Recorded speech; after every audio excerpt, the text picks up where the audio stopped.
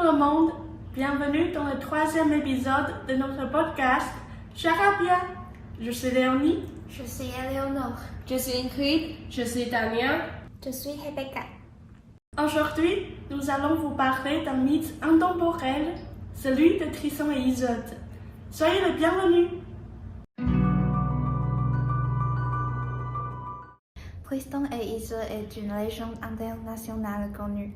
Ce récit d'amour tragique profondément ancré dans la littérature médiévale a traversé des siècles pour inspirer de nombreuses œuvres, y compris au cinéma. Parmi les multiples adaptations, 2 films méritent une attention particulière.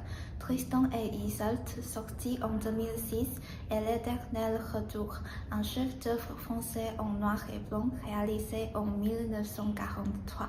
Ces 2 films, bien que fondés sur le même mythe, interprètent et transforment les intrigues à leur manière. Dans ce podcast, nous allons découvrir l'histoire de Tristan et Isolde et la comparer à 2 films qui s'en inspirent. Mais avant cela, laissez-moi vous en dire un peu sur cette légende. Tristan et Isolde est une histoire très ancienne, née probablement au XIIe siècle. Cette légende vient des traditions celtiques et elle est très connue en Bretagne, en Irlande et dans d'autres régions de l'Europe de l'Ouest. L'histoire parle de Tristan, un jeune chevalier courageux, et de la reine Isolde, mariée au roi Marc, l'oncle de Tristan. Un jour, Tristan et Isolde boivent par erreur un filtre magique, un breuvage qui les rend amoureux. Ce filtre les lie à vie, mais leur amour est interdit car Isolde est déjà la femme de Marc, un homme qu'elle respecte beaucoup. Leur amour est donc impossible et tragique. L'histoire se base dans plusieurs endroits. Elle commence en Irlande où Tristan va chercher Isolde pour la ramener à son oncle, le roi Marc, en Bretagne. Ensuite, il passe du temps en Cornouailles où se trouve le château de Tintagel, la maison de Tristan. Bien que l'histoire soit un grand classique de la littérature française, elle se déroule principalement en Grande-Bretagne, surtout en Cornouailles et à Tintagel. Seule la Bretagne, qui apparaît dans l'histoire, est un lieu en France aujourd'hui. Les personnages principaux sont Tristan, Isolde et le roi Marc. Tristan est un chevalier courageux et loyal, mais son amour pour Isolde le met dans une situation très difficile. Isolde est une femme belle et sage, mais elle est partagée entre son devoir envers son mari, le roi Marc, et son amour interdit pour Tristan. Le roi Marc, quant à lui, est un homme dévoué à son neveu, mais il souffre de la trahison de sa femme. Un autre personnage important est Bronchin, la servante d'Isolde, qui joue un rôle clé. C'est elle qui aide Tristan et Isolde, mais elle se trouve souvent dans une position difficile car elle est loyale à Isolde, mais elle connaît la douleur que leur amour apporte. L'histoire, on le voit, aborde les thèmes de l'amour impossible, de la trahison et du sacrifice.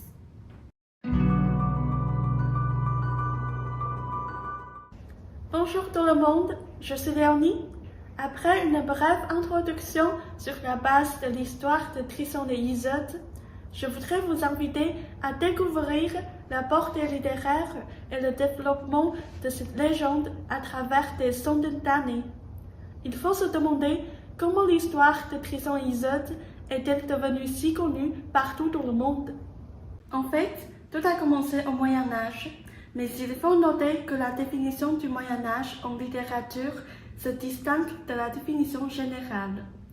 En littérature, la période médiévale n'a commencé qu'après l'apparition des premiers textes en langue française, dont le roman de Tristan et Isolde, réalisé par Normand Péroud vers 1170.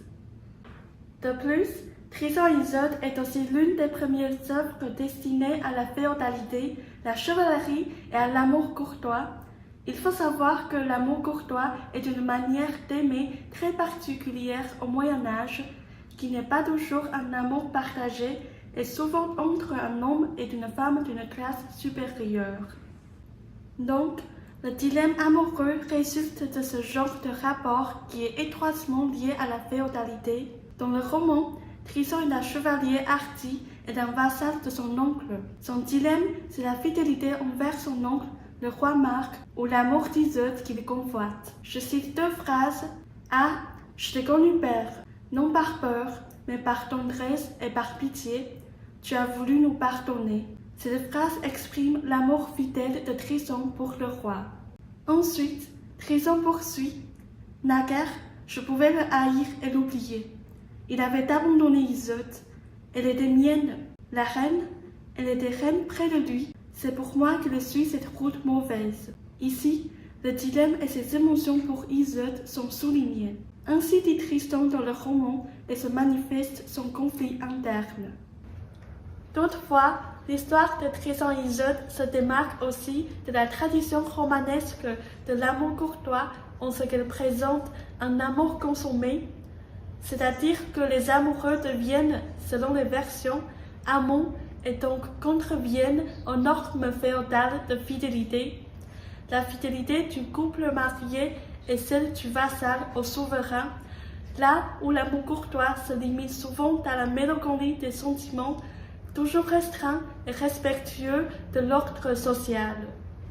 En outre, même il y a le mot roman dans le titre Le roman de Trison et Iseult, l'œuvre de Béroul n'est pas complètement considérée comme un roman en fonction de la définition moderne qui souligne que ça doit être une œuvre de fiction de dimensions importantes et en prose.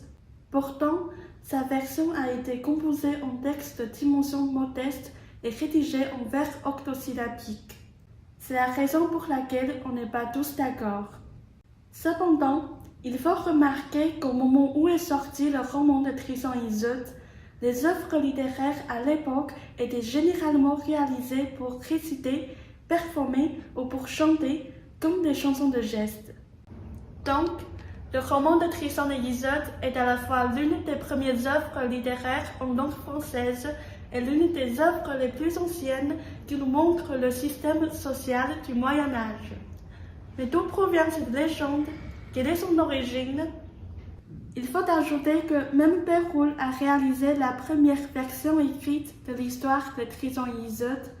Cette légende avait déjà été connue à travers des récits oraux diffusés par des jongleurs.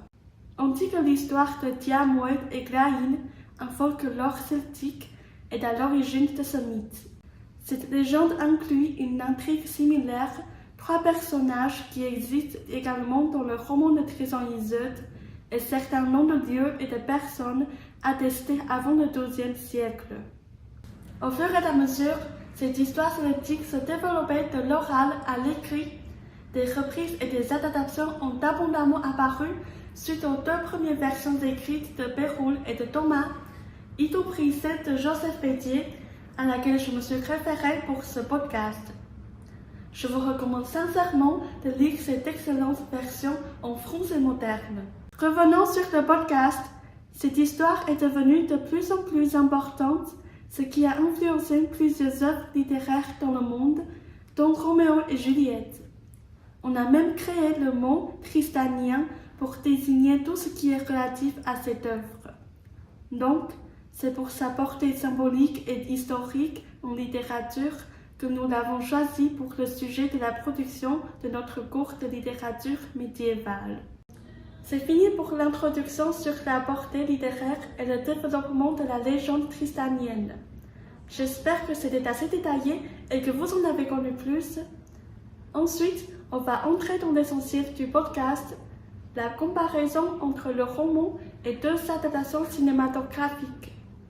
Maintenant, je vous passe Ingrid, elle va vous parler des 2 films. Bonjour tout le monde, je suis Ingrid. Commençons par les 2 films fascinants, Trison et Iseult, sortis en 2006, et leur dernier retour, sorti en 1943.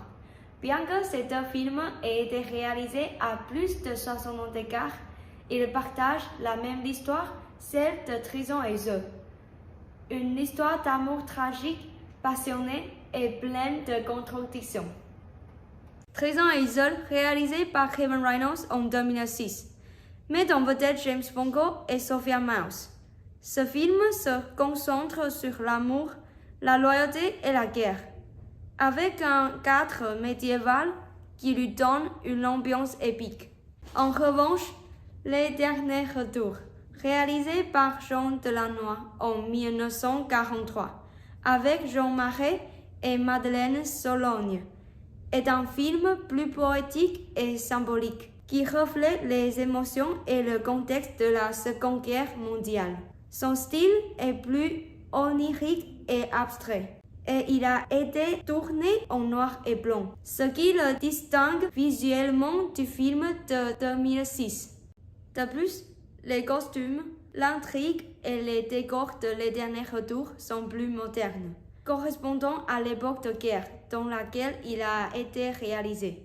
En revanche, la version de 2006 utilise la couleur pour recréer l'histoire avec des décors et des costumes plus fidèles au Moyen-Âge, incluant des émotions comme les vêtements traditionnels et les chevaux, qui sont moins courants dans le cinéma moderne.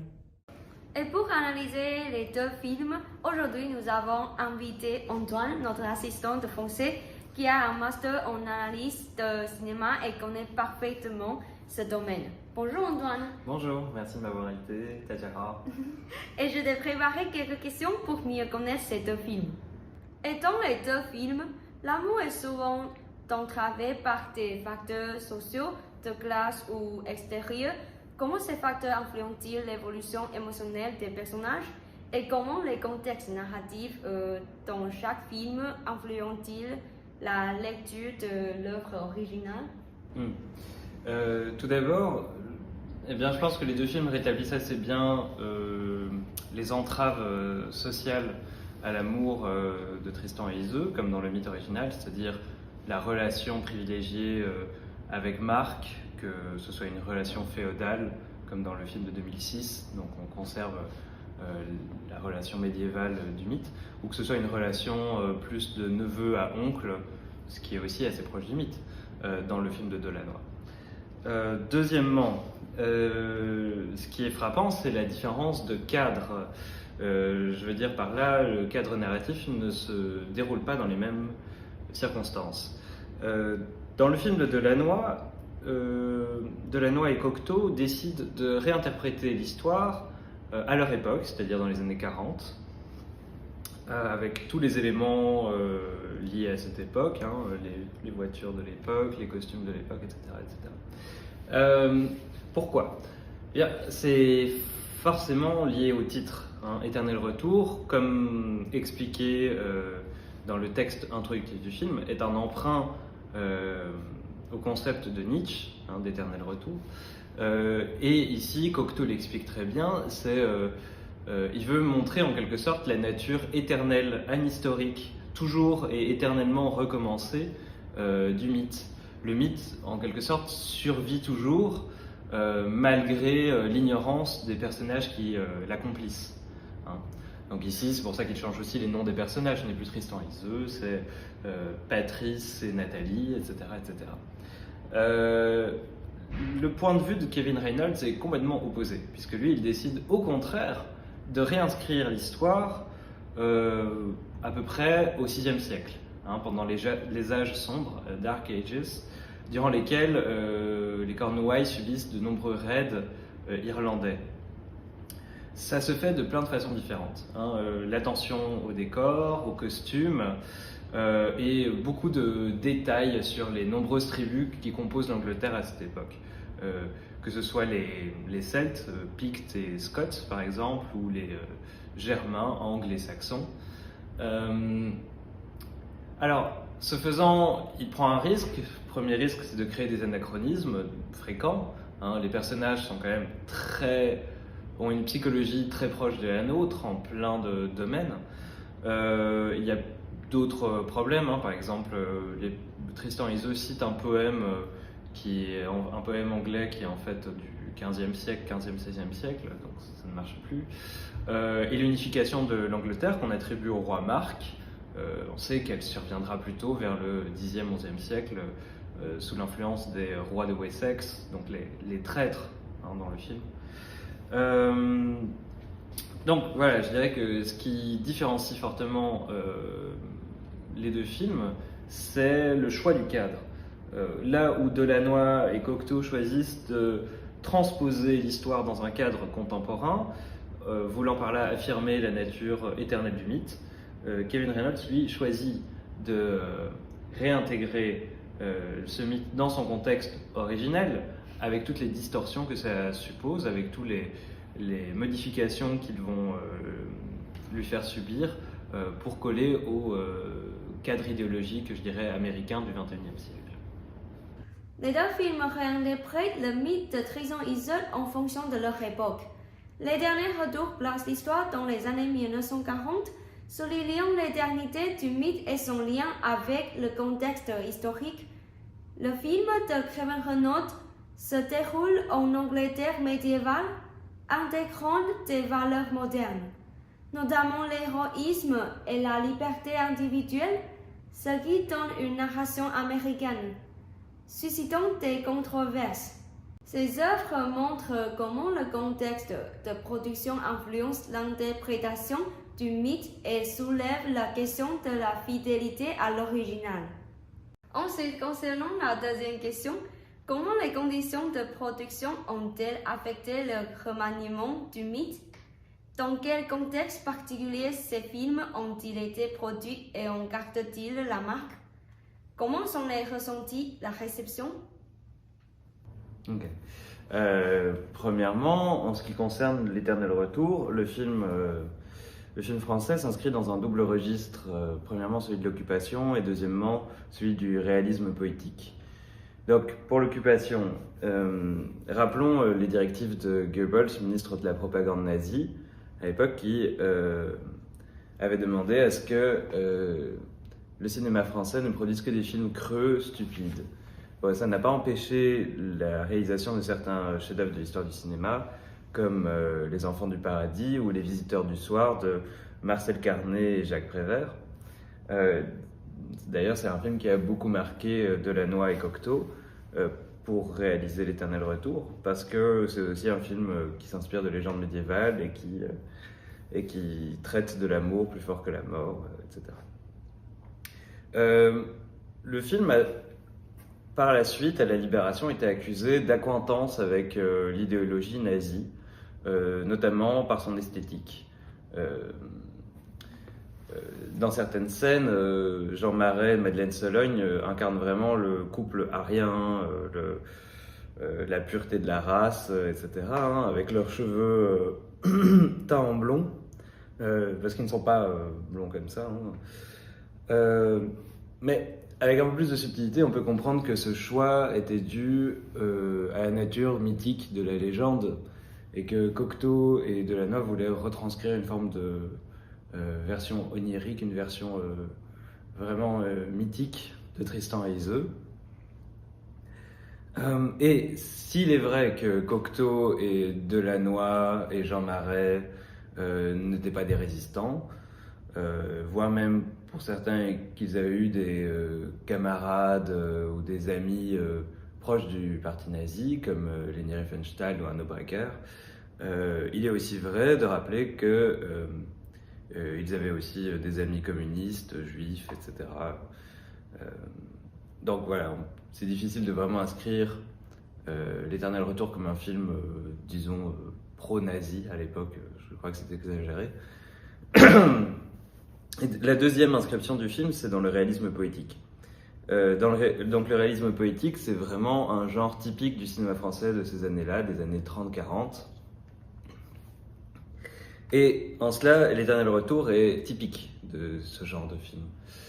Pourquoi ? Eh bien parce qu'il y a une grande force des dialogues, donc c'était une caractéristique typique de ce genre de film.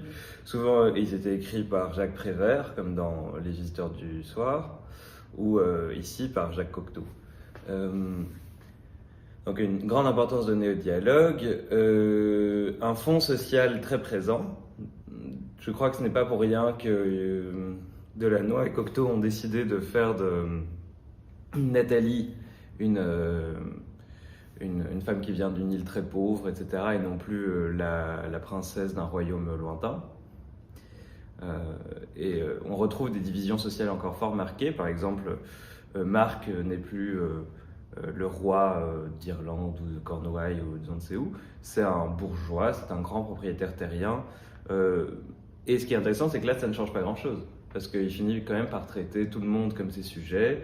Il collecte des rentes sur les terres qui lui appartiennent.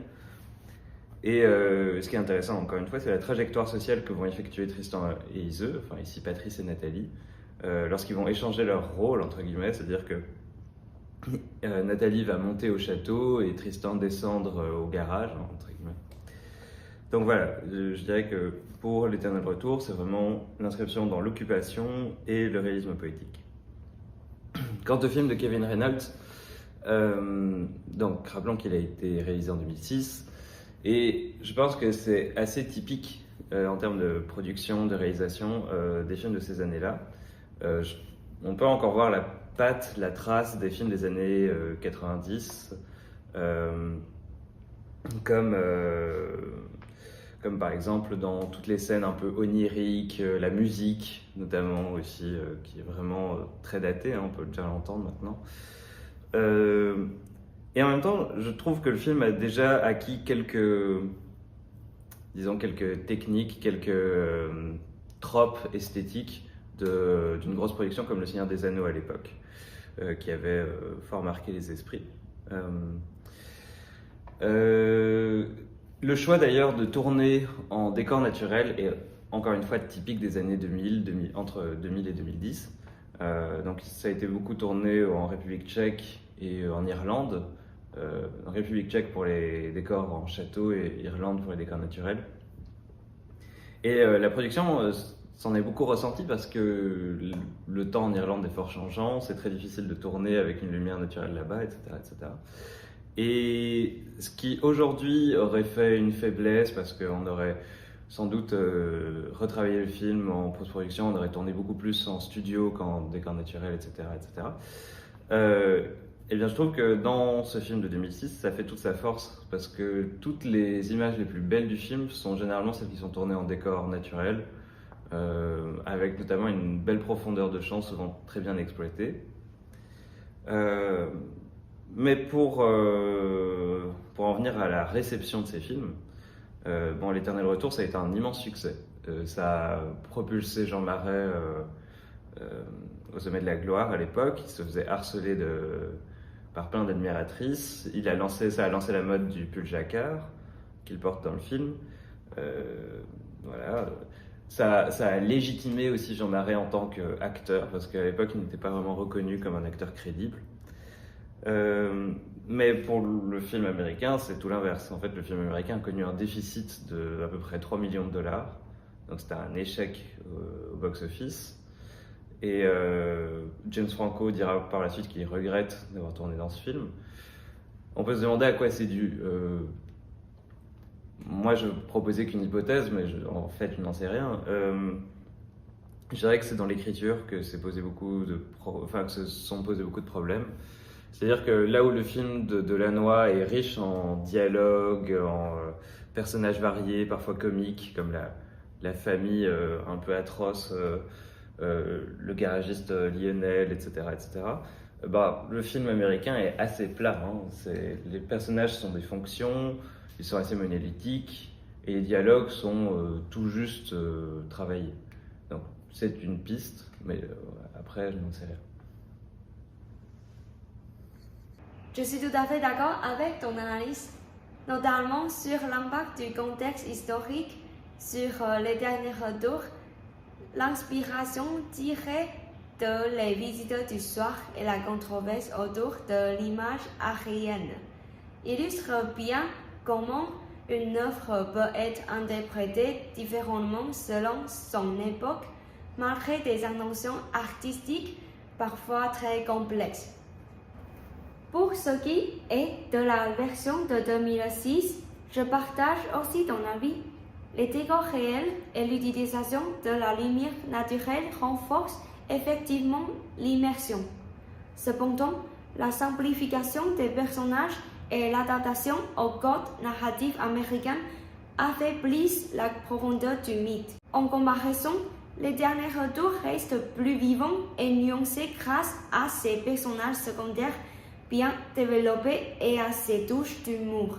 Ton analyse met parfaitement en lumière comment les conditions de production influencent ces deux interprétations. C'est super. Passons maintenant à la troisième question. Quels sont les éléments poétiques ou lyriques qui persistent dans ces films? Comment sont-ils traités? D'où proviennent-ils? Tout d'abord, pour l'Éternel Retour, donc comme je l'ai déjà dit, le film s'inscrit dans le réalisme poétique. Et rappelons que le réalisme poétique est fort marqué par une importance des dialogues. C'est dû au fait que c'est un style qui est apparu avec l'arrivée du parlant. Le parlant a débuté à Hollywood, chez Warner Bros. En 1927, mais est arrivé en France plutôt en 1929. Et de la même façon que dans la comédie, on est passé du slapstick à la Buster Keaton, Charlie Chaplin, vers la screwball comedy avec Ernst Lubitsch, Billy Wilder, etc. Eh bien, en France, on est passé de l'impressionnisme et de l'expressionnisme, donc typique des réalisateurs comme L'Herbier, etc., à donc le réalisme poétique proche d'un Renoir, et ici donc chez Delannoy, avec donc cette importance du dialogue. Et souvent on cite Prévert comme le dialoguiste des films de cette époque, et c'est vrai qu'il a participé à beaucoup de grands films, mais rappelons quand même que Cocteau est un poète très important du XXe siècle, et qu'il a aussi lui-même réalisé plusieurs films comme Orphée, La Belle et la Bête, pour ne citer que. Et ici, le film de Delannoy comporte beaucoup de scènes très intéressantes du point de vue des dialogues, où les personnages d'un coup sortent un petit peu de l'histoire pour sortir des répliques très, très belles, très imagées, très poétiques. Et quant au film de 2006, s'il est plus conventionnel, il ne manque pas de citations poétiques intéressantes. À plusieurs moments, les personnages vont lire de la poésie ou réciter de la poésie. Par exemple, The Good Morrow de John Donne, donc, qui est un poème anglais de 1633, qui raconte la joie des chrétiens bienheureux d'atteindre le paradis. Alors, on peut dire d'une part que effectivement c'est anachronique de vouloir citer un poème du XVIIe siècle dans un film qui est censé se situer au VIe siècle. Et puis, il y a aussi une citation biblique, puisqu'il cite le Cantique des Cantiques. Rappelons que le Cantique des Cantiques est attribué au roi Salomon et la reine de Saba, qui se seraient écrits des messages d'amour dans la tradition juive. Mais même si ce sont des citations un petit peu étranges, parce que l'une est très chrétienne et l'autre est très postérieure, je trouve que même si les films ont besoin de passer par une forme de lyrisme très religieux, très chrétien, puisque ce sont aussi des poèmes qui ont été attribués, ou plutôt qui ont été souvent interprétés comme une relation entre le croyant et Dieu, c'est une façon sans doute très américaine de vouloir revenir à l'universalité du mythe. Et en ça, je pense que c'est une façon très intéressante d'utiliser la poésie. Je suis d'accord avec toi sur l'utilisation poétique des citations dans les deux films. La référence à l'amour chrétien dans la version de 2006 apporte une touche universelle, mais elle modifie quelque peu le caractère tragique du mythe original. En revanche, le film de 1943 reste fidèle à la dimension mythologique du récit avec son esthétique expressionniste et ses dialogues lyriques. Ces différences montrent bien comment chaque film adapte le mythe à son époque et son contexte. Un grand merci à Antoine, notre assistant, pour nous avoir expliqué en détail ces deux films. Et le prochain segment sera animé par Léonie, qui comparera les films et les romans.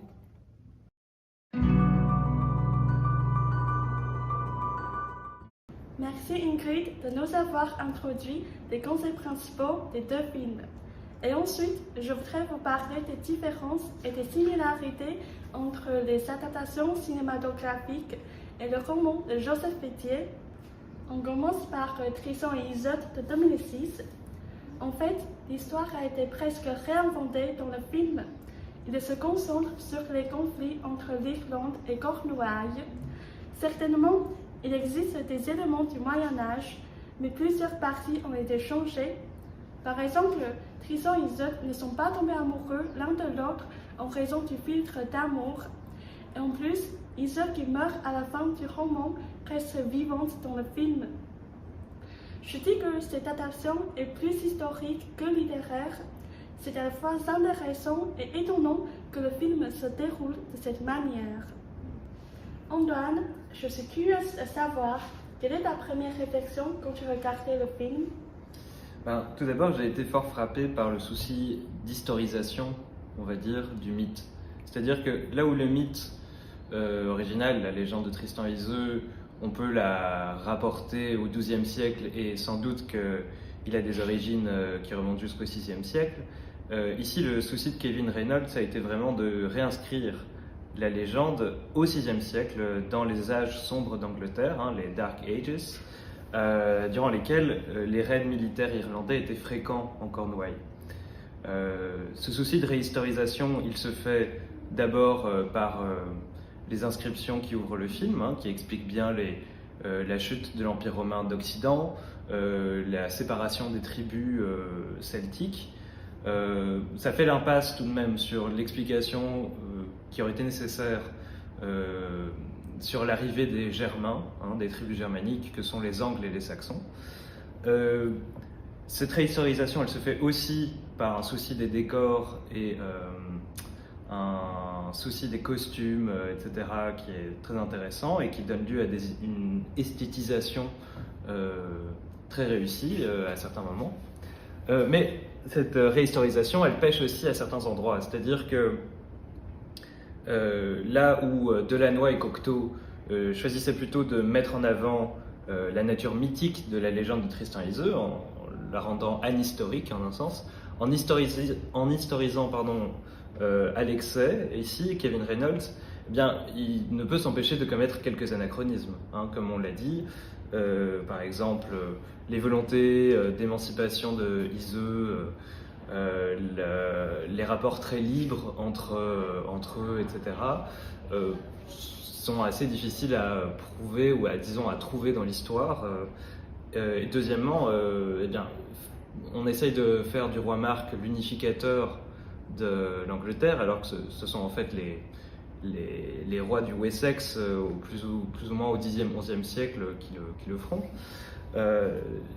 Donc ici, on a un problème d'anachronisme.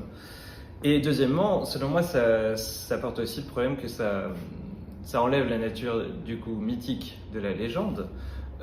Et en cela, ce film s'inscrit dans la tradition des films des années 2000, je dirais, des films hollywoodiens des années 2000, comme par exemple Troie, qui réinterprète la guerre de Troie sans faire intervenir une seule fois les dieux, Hercule, avec Dwayne Johnson, qui essaye de banaliser en quelque sorte le mythe d'Hercule, ou encore je pourrais aussi parler de la série des Batman de Christopher Nolan, qui, bien loin des adaptations précédentes qui mettaient en avant le côté gothique et incroyable du super-héros, ici mettent en avant le côté très gris, réaliste entre guillemets. Et par exemple, c'est en cela, comme tu l'as dit, le choix d'enlever le filtre d'amour pour faire de cette histoire une histoire normale, en quelque sorte crédible, ça enlève un petit peu la nature symbolique du filtre, puisque le filtre symbolise en quelque sorte, en tout cas on peut y voir une telle symbolique, l'amour qui agit de lui-même, une force qu'on ne peut pas contrôler. D'ailleurs, c'est très visible dans la légende elle-même, la légende originale, c'est qu'ils ne peuvent pas lutter contre l'amour qu'ils ressentent l'un pour l'autre.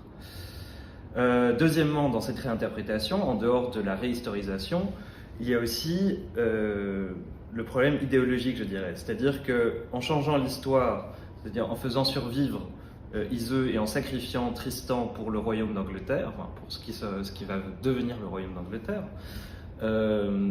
eh bien, on peut y voir très clairement une forme d'idéologie américaine, hein. C'est-à-dire que, à la façon de Mel Gibson qui avait fait Braveheart à peu près une décennie plus tôt, hein, où il avait fait de William Wallace un précurseur, précurseur christique de George Washington. Ici, en quelque sorte, Kevin Reynolds choisit de rétablir la morale, c'est-à-dire que Tristan et Iseult renoncent à leur amour, Tristan se sacrifie pour la féodalité, et ainsi tout l'ordre moral, toute la morale puritaine est rétablie. C'est toujours intéressant pour ça de voir des interprétations hollywoodiennes de films, d'histoires médiévales, etc. Parce que dans les distorsions, dans les anachronismes qui vont y être placés, on peut très clairement voir en relief, par contraste, du coup, l'idéologie, je dirais, américaine. Oui, je suis d'accord avec toi que cette adaptation a perdu l'essence et la beauté de cette légende en se transformant dans un film plus commercial et populaire. Cependant, je soupçonne que pour la plupart du monde, Tristan et Iseult de 2006 est plus accessible et divertissant par rapport à L'Éternel Retour, et il me semble que c'est en partie grâce à la réputation de Hollywood. J'ai trouvé une problématique. Pour les metteurs en scène, il faut se demander ce que prévoit le monde vis-à-vis d'un film en costume d'époque et comment équilibrer l'écart de l'intrigue quand ils adaptent une œuvre littéraire de manière cinématographique. Pour ceux qui nous écoutent, je vous laisse à cette question. Malgré le changement des intrigues de cette adaptation, j'aime bien qu'elle ait mentionné un détail spécifique. Voici une citation du film de 2006. Iseult a enterré Tristan sous les cendres de la ruine romaine, a planté sur son tombeau 2 saules qui ont poussé à jamais entrelacés, puis disparu. Cet élément correspond à la dernière partie du roman. Voici une autre citation. Mais, pendant la nuit, de la tombe de Tristan, jaillit une ronce qui s'enfonça dans la tombe d'Iseult. C'est vrai que cette adaptation a beaucoup changé les intrigues. En revanche, L'Éternel Retour, celle qui a un décor plus moderne, a cependant réintroduit toute l'histoire d'une manière plus intégrale par rapport à l'adaptation de 2006.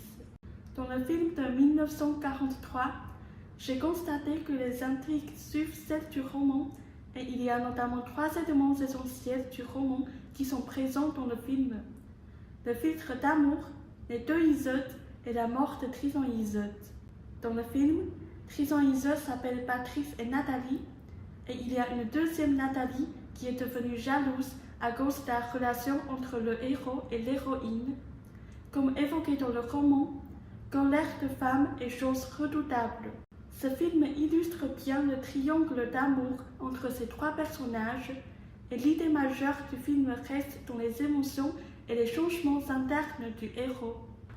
C'est la raison pour laquelle je trouve que ce film correspond davantage aux textes originaux qu'à l'intrigue. Antoine, je sais que le roman de Tristan et Iseult est choisi pour le cours dans le secondaire en France et aussi dans d'autres pays francophones. Ainsi, tu connais les textes du roman. En ce qui te concerne, en quoi les films se distinguent-ils du roman? Y a-t-il quelques parties que tu avais apprises à l'école et qui sont présentes dans les films? Oui, il y a plusieurs éléments qui m'avaient marqué à la lecture de Tristan et Iseult, à peu près en 4e secondaire, et qu'on retrouve dans les films. Premièrement, je dirais que ce sont les incessants voyages des personnages à travers la mer. Donc ils n'arrêtent pas de bouger, que ce soit entre l'Irlande, les Cornouailles ou la Bretagne. Et je pense que les films ont assez bien retranscrit la symbolique de ce voyage à travers la mer, ce voyage en bateau, qui a toujours quelque chose d'un petit peu morbide, c'est-à-dire que souvent la mer vient séparer Tristan et Iseult, mais vient aussi séparer la vie de la mort, un peu comme le Styx, comme dans le mythe d'Orphée, que d'ailleurs Cocteau a aussi adapté au cinéma. Chez Delannoy, ils vont en plus rajouter une dimension sociale, c'est-à-dire que la mère agit aussi comme une fracture sociale entre la bourgeoisie du royaume de Marc et l'île très pauvre de Nathalie. Le deuxième élément qui m'avait marqué et qu'on retrouve, c'est la symbolique du lierre ou de la plante qui s'entremêlent. Alors selon les versions, c'est du chevrefeuille, du lierre, des ronces. Ce qui est intéressant ici, c'est que Delannoy et Cocteau décident de ne pas garder cet élément, mais de le traduire différemment. À la fin du film, lorsque Nathalie et Patrice meurent enlacés, leurs cadavres se transforment en gisants. Les gisants étant ces sculptures funéraires médiévales représentant les morts en vivant, attendant le jugement dernier. Donc il y a bien cette réactualisation de l'amour dans la mort, l'éternité toujours rejouée du mythe. Dans le film de Kevin Reynolds, on récupère l'image de la plante qui s'entremêle, mais ce n'est plus la plante qui s'entremêle depuis le tombeau des amants, c'est bien Iseux qui vient planter la plante. Et donc ça change la symbolique parce que ce n'est plus l'amour qui survit dans la mort, c'est l'amour qui survit malgré la mort à travers le souvenir qu'Iseux a de Tristan. Ce qui vient encore une fois rendre le mythe très réaliste, etc. Oui, je pense que les scènes de la mort des deux amants ou de Tristan seulement dans les deux films me touchent le plus, notamment dans le film de 2006. L'idée que les deux seuls s'entrelacent à jamais a en quelque sorte sauvé tout le film, malgré le manque de la mort d'Iseult. Selon moi, cet élément fait comméder le film et garde en même temps une valeur romanesque de cette légende. Antoine, j'apprécie tes réflexions intéressantes sur la comparaison entre le roman et les films, et je te remercie d'avoir répondu aux questions. Merci beaucoup. Merci. Finalement, je clôture cette partie en ajoutant quelques manières desquelles le réalisateur du film de 1943 a représenté des personnages ou des symboles du roman. Dans l'Éternel Retour, il y a un personnage, Achille Fronsin, joué par Pierre Hall, qui représente un autre personnage issu du roman, le nain Fronsin. Ce qui est intéressant est que dans le roman, le nain Fronsin n'y possède pas de parties importantes, tandis que Jean Delannoy a intégré ce personnage avec les 4 félons qui conspirent contre Tristan dans le roman. Donc, c'est ce nain qui l'a tué à la fin du film, et j'aime bien que le réalisateur donne plus d'importance à ce personnage de spécifique. Et puis, il y a une particularité de Tristan évoquée à la fois dans le roman et dans l'Éternel Retour, c'est l'imitation de voix d'oiseau. Dans les deux versions, Tristan a fait signe à Iseult en imitant la voix du rossignol. Cet élément pénètre notamment du milieu du roman jusqu'à la fin, et c'est une caractéristique qui nous permet de repérer la présence de Tristan. Alors, je finis par la dernière péripétie de la légende qui provoque la mort du héros et de l'héroïne. Dans le film, avant que Patrice ronde l'âme, il demande à Nathalie la Brune si elle voit de loin une écharpe blanche sur la barque qui achemine son amante vers lui.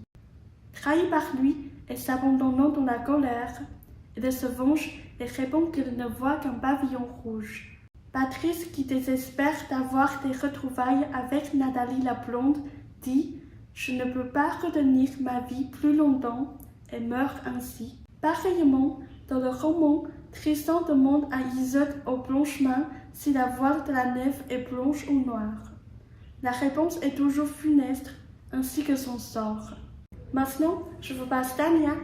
Elle vous propose une analyse sur la cinématographique des deux films.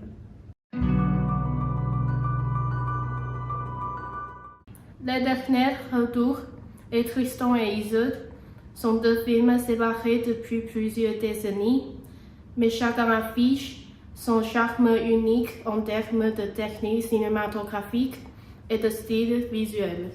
Le dernier retour est un film romantique en noir et blanc. Le film utilise un langage cinématographique détaillé et une manipulation subtile de la lumière et des ombres pour créer une atmosphère poétique et onirique. De nombreux gros plans sont utilisés pour exprimer les émotions internes des personnages, tandis que des conceptions d'éclairage à contraste élevé accentuent la théâtralité des scènes.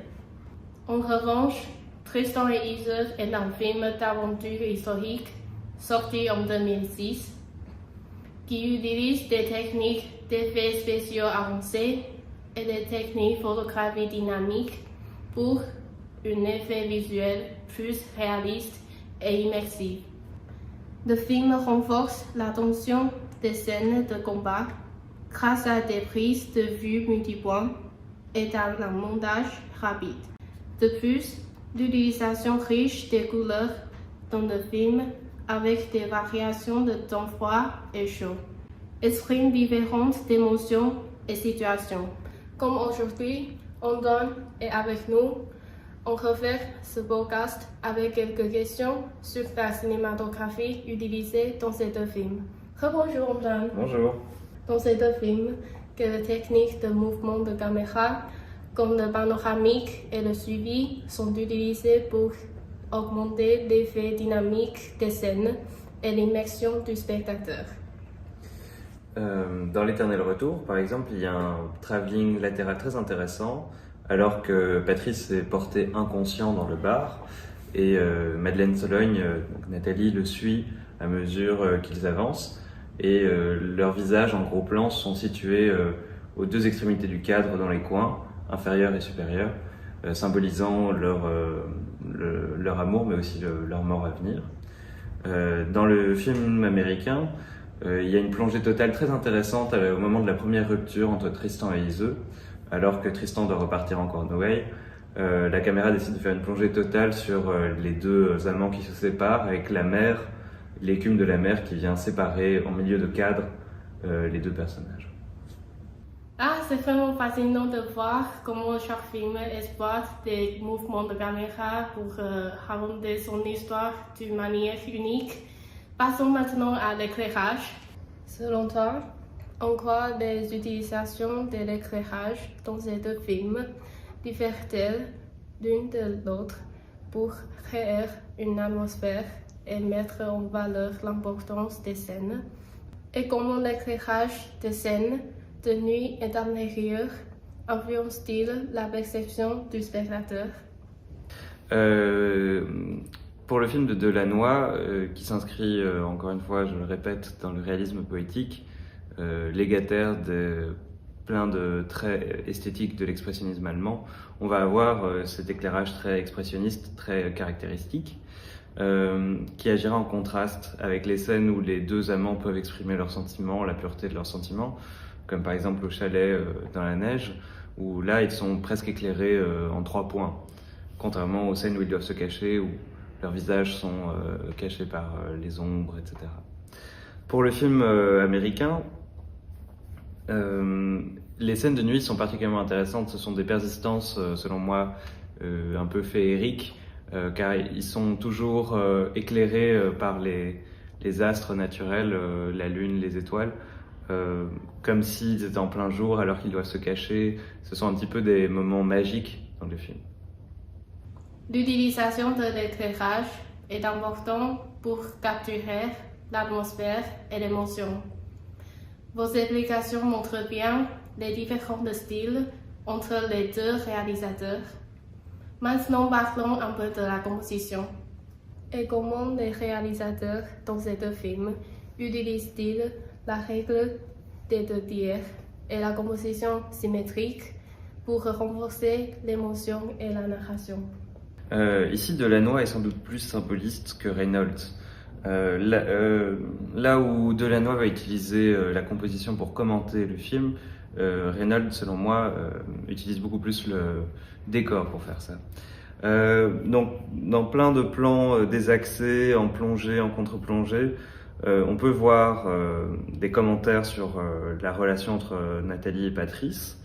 Là où selon moi encore une fois, Reynolds utilise beaucoup plus la composition à des fins esthétiques. C'est pour ça que certaines scènes sont extrêmement bien cadrées, la photographie est très belle, mais il n'y a pas vraiment de processus immersif, je pense, dedans.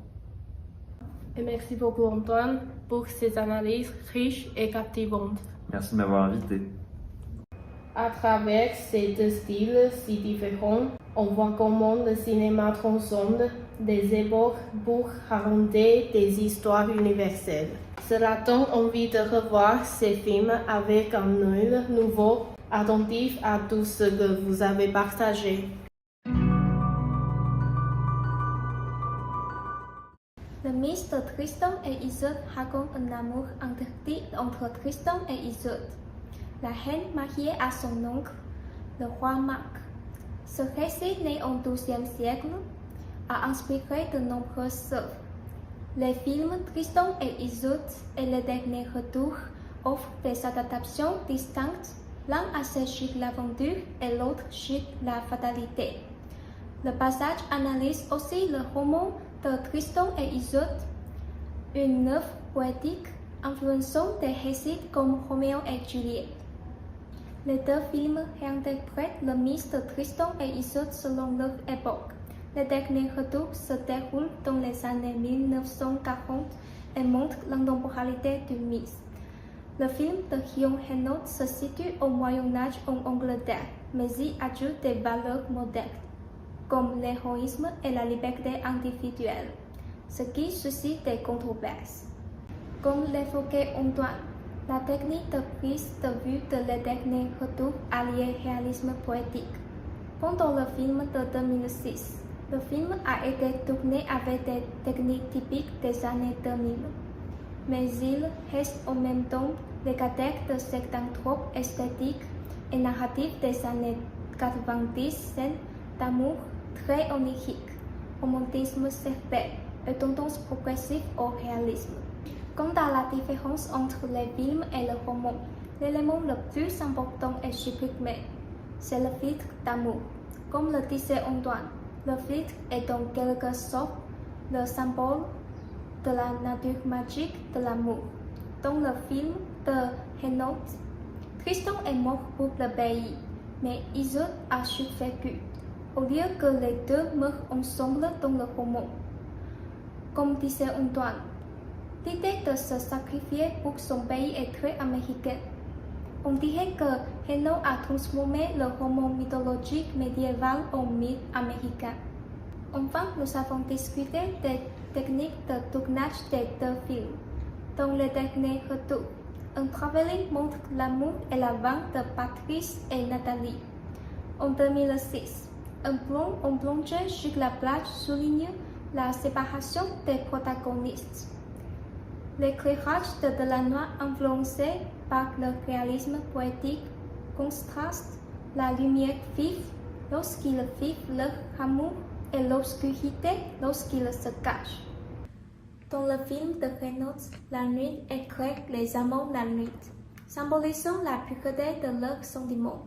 Delannoy utilise la composition du plan pour commenter l'intrigue et les personnages, tandis que Reynolds privilégie l'esthétisme comme dans les scènes du mariage et de la séparation. En ce qui me concerne, les deux films offrent des interprétations distinctes du mythe de Tristan et Isolde. Le film de 2006 met l'accent sur l'aventure et la romance, tandis que celui de Le Dernier Retour explore la tragédie et la fatalité de manière plus introspective. Les deux conservent la même essence tragique que le roman. C'est la fin de notre podcast. Merci de nous avoir écoutés. Nous espérons vous revoir bientôt. À la prochaine. Salut!